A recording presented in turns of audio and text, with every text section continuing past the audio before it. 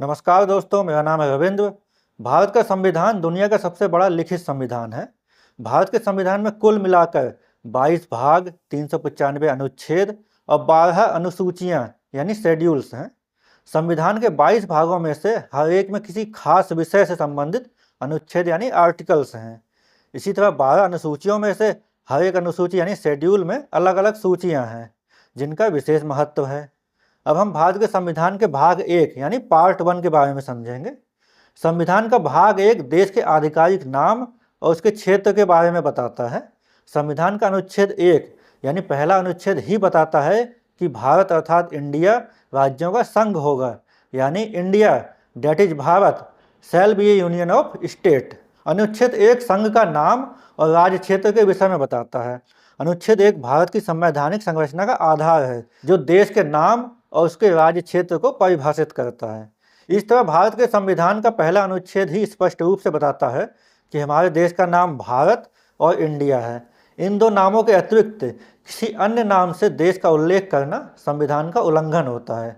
इसलिए हमें अपने देश के नाम के रूप में भारत और इंडिया इन दो शब्दों का ही इस्तेमाल करना चाहिए। वास्तव में देश का आधिकारिक नाम भारत और इंडिया दोनों हैं। ये दोनों नाम संवैधानिक रूप से समान हैं और परस्पर विनिमय यानी एक्सचेंजेबल है, यानी एक दूसरे की जगह इस्तेमाल किए जा सकते हैं। राज्यों का संघ वाक्यांश के अर्थ को समझना बहुत जरूरी है। 15 अगस्त 1947 को जब देश आज़ाद हुआ था तब भारत में 542 देशी रियासतें थीं, यानी 542 ऐसे राज्य थे जहां राजाओं का शासन था। इन रियासतों और अंग्रेजी शासन के अधीन क्षेत्रों को मिलाकर ही भारत संघ का राज्य क्षेत्र बनाया गया था। बाद में इन्हीं क्षेत्रों से राज्य और केंद्र शासित प्रदेश बनाए गए। इस प्रकार भारत ना तो संयुक्त राज्य अमेरिका और स्विट्जरलैंड की तरह एक परिसंघ यानी फेडरेशन है और ना तो दक्षिण अफ्रीका और ऑस्ट्रेलिया की तरह एक संघ है, बल्कि यह राज्यों का संघ है, क्योंकि भारत संघ की इकाइयों के बीच किसी समझौते का परिणाम नहीं है। यानी भारत के राज्यों ने आपस में कोई समझौता करके भारत संघ को नहीं बनाया था, बल्कि राज्यों को भारत संघ ने बनाया था और उनमें जरूरत के अनुसार बदलाव भी कर सकता है। इसीलिए किसी भी राज्य इकाई को भारत संघ से अलग होने का अधिकार नहीं है। डॉक्टर भीमराव अंबेडकर ने संघ यानी यूनियन शब्द का अर्थ बताते हुए कहा है कि यद्यपि भारत को एक फेडरेशन होना था, लेकिन यह फेडरेशन राज्यों के बीच हुए समझौते का परिणाम नहीं था और ना ही किसी राज्य को फेडरेशन से अलग होने का अधिकार ही दिया गया है। फेडरेशन एक संघ यानी यूनियन है, क्योंकि यह कभी समाप्त नहीं होगा। यद्यपि प्रशासन की सुविधा के लिए संपूर्ण देश और इसके निवासी एक ही स्रोत से उद्भूत सर्वोच्च शक्ति के अधीन रहने वाले व्यक्ति हैं, राज्यों को इस संघ से अलग होने का कोई अधिकार नहीं है। इसको स्थापित करने के लिए अमेरिकियों को एक गृहयुद्ध का सामना करना पड़ा था, तब जाकर कहीं उनका फेडरेशन अविनाशी यानी इंडिस्ट्रक्टिबल बन सका। संविधान निर्माताओं ने इसे प्रारंभ से ही स्पष्ट कर देना उचित समझा है। इस तरह राज्यों का संघ शब्द समूह का अर्थ है कि भारत एक संघीय ढांचा है जिसमें विभिन्न राज्य और केंद्र शासित प्रदेश एक केंद्रीय प्राधिकार यानी संसद के अधीन एकजुट हैं। यह एकात्मक शासन के बजाय संघीय ढांचे को रेखांकित करता है। यह प्रावधान भारत की एकता और अखंडता को दर्शाता है। राज्य और उनके राज्य क्षेत्र वे होंगे जो पहली अनुसूची में स्थित हैं। भारत के राज्यों और केंद्र शासित प्रदेशों को पहली अनुसूची के माध्यम से परिभाषित किया गया है। भारत के संविधान में कुल 12 अनुसूचियां हैं। पहली अनुसूची में सभी राज्यों और केंद्र शासित प्रदेशों की सूची और उनके क्षेत्र शामिल है। यह सुनिश्चित करता है कि भारत का प्रशासनिक ढांचा स्पष्ट और परिभाषित है। पहली अनुसूची संशोधित हो सकती है, जैसे नए राज्यों के निर्माण या सीमाओं में बदलाव के लिए। भारत के भौगोलिक क्षेत्र को 3 श्रेणियों में परिभाषित किया जा सकता है। राज्यों के राज्य क्षेत्र जैसे उत्तर प्रदेश, महाराष्ट्र आदि। पहली अनुसूची में विनिर्दिष्ट संघ राज्य क्षेत्र जैसे दिल्ली, जम्मू और कश्मीर, जो कि वर्तमान में केंद्र शासित प्रदेश है, ऐसे अन्य राज्य क्षेत्र जो अर्जित किए जाएं। यह प्रावधान भारत को भविष्य में नए क्षेत्रों को शामिल करने का लचीलापन प्रदान करता है, जैसे सिक्किम 1975 या गोवा 1961 में पुर्तगाल से मुक्ति के बाद। यह खंड भारत की संप्रभुता और क्षेत्रीय विस्तार की संभावना को दर्शाता है।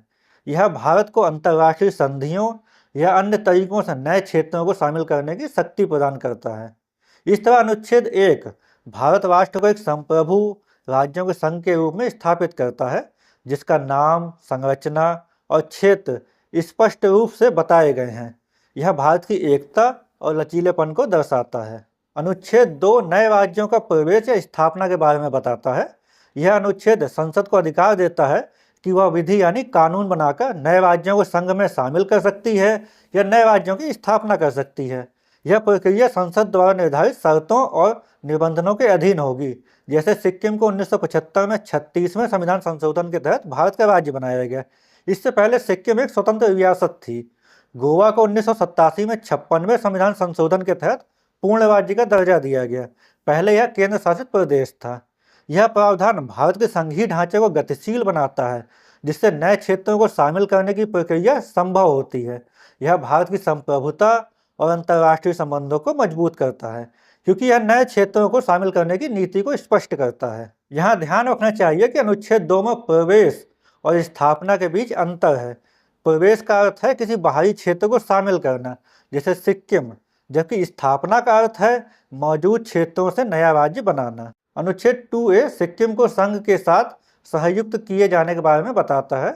यह अनुच्छेद सिक्किम को भारत के साथ सहयुक्त करने यानी मिलाने के लिए बनाया गया था, लेकिन इसे 36वें संविधान संशोधन अधिनियम 1975 द्वारा निरसित यानी डिलीट कर दिया गया। 1974 में सिक्किम को भारत के साथ एक सहयुक्त राज्य के रूप में जोड़ा गया था, जिसका अर्थ था कि यह पूर्ण राज्य नहीं था, बल्कि कुछ विशेष शर्तों के साथ भारत का हिस्सा था। 1975 में सिक्किम को पूर्ण राज्य का दर्जा देने के बाद अनुच्छेद 2A की आवश्यकता समाप्त हो गई और इसे हटा दिया गया। यह अनुच्छेद भारत के इतिहास में सिक्किम के एकीकरण की प्रक्रिया को दर्शाता है। इसका निरसन यानी डिलीशन यह दर्शाता है कि संविधान समय के साथ बदलते परिदृश्य के अनुरूप संशोधित हो सकता है। अनुच्छेद 3 संसद को नए राज्यों का निर्माण करने, जैसे मौजूदा राज्य के हिस्सों को अलग करके 2 राज्यों को मिलाकर या केंद्र शासित प्रदेश को राज्य बनाकर का अधिकार देता है। किसी राज्य के क्षेत्र को बढ़ाने का अधिकार देता है, किसी राज्य के क्षेत्रों को घटाने का अधिकार देता है, किसी राज्य की सीमाओं में बदलाव करने का अधिकार देता है और किसी राज्य का नाम बदलने का अधिकार देता है। लेकिन शर्त यह है कि इस तरह का कोई विधेयक भारत के राष्ट्रपति की सिफारिश के बिना संसद में पेश नहीं किया जा सकता। यदि विधेयक किसी राज्य के क्षेत्र, सीमा या नाम को प्रभावित करता है तो उसे संबंधित राज्य विधानमंडल को विचार करने के लिए भेजा जाता है। राज्य को एक निश्चित समय सीमा में अपने विचार देने होते हैं। हालांकि राज्य विधानमंडल की राय बाध्यकारी नहीं होती है, यानी संसद उसे मानने के लिए बाध्य नहीं है और संसद अंतिम निर्णय लेने के लिए स्वतंत्र है। इस अधिकार का इस्तेमाल करते हुए संसद ने सन 2000 में उत्तराखंड उत्तर प्रदेश से, छत्तीसगढ़ मध्य प्रदेश से और झारखंड बिहार से बनाए। 2014 में तेलंगाना आंध्र प्रदेश से बनाया गया। नाम में परिवर्तन के अधिकार का इस्तेमाल करते हुए 2006 में उत्तरांचल का नाम बदलकर उत्तराखंड किया गया।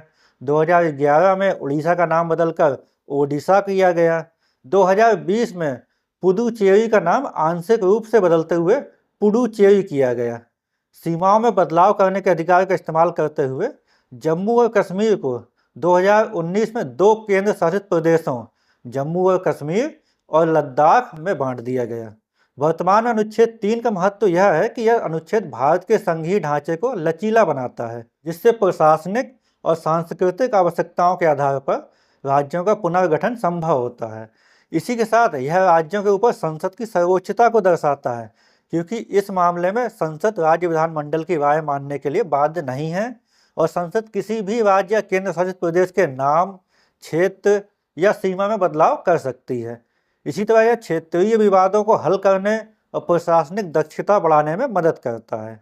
अनुच्छेद 4 पहली और चौथी अनुसूची के संशोधन और अन्य उपबंध करता है। पहली अनुसूची यानी राज्यों और केंद्र शासित प्रदेशों की सूची और चौथी अनुसूची राज्यसभा में राज्यों का प्रतिनिधित्व से संबंधित है। इस प्रकार भारत के संविधान का भाग 1 देश की संप्रभुता यानी बिना किसी बाहरी दबाव के अपने फैसले करने की क्षमता, एकता और प्रशासनिक ढांचे की नींव है। यह भारत को राज्यों के संघ के रूप में परिभाषित करता है, इसकी भौगोलिक और राजनीतिक सीमाओं को स्पष्ट करता है, यानी यह बताता है कि इस धरती पर कितनी जमीन भारत या इंडिया के नाम से जानी जाएगी, और प्रशासनिक लचीलापन प्रदान करता है। यह न केवल भारत की राष्ट्रीय एकता को मजबूत करता है, बल्कि बदलती सामाजिक, सांस्कृतिक और प्रशासनिक आवश्यकताओं को पूरा करने में सक्षम बनाता है।